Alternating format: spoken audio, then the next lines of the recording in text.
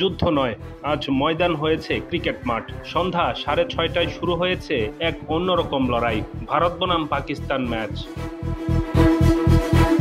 রাজনৈতিক উত্তেজনা চরমে, সীমান্তে বন্দুক তাক করে দাঁড়িয়ে দুই সেনা, আর তারই মাঝে ব্যাট বলের আরেক যুদ্ধ। পাকিস্তানের পাল্টা প্রতিক্রিয়া। গত কয়েক বছর ধরেই দুই প্রতিবেশীর সম্পর্কে বরফের চাদর জমে আছে। সেই জমে থাকা বরফ আজ গলবে না, কিন্তু গরম হয়ে উঠবে দুবাইয়ের স্টেডিয়াম।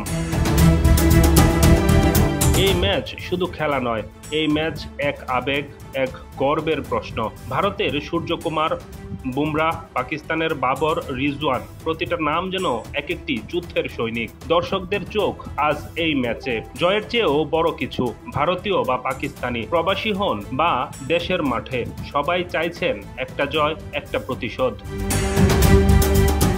তবে প্রশ্ন একটাই, এই উত্তেজনা কি সীমাবদ্ধ থাকবে মাঠের ভেতর, নাকি মাঠ ছড়িয়ে আবার উস্কে দেবে রাজনীতির আগুন?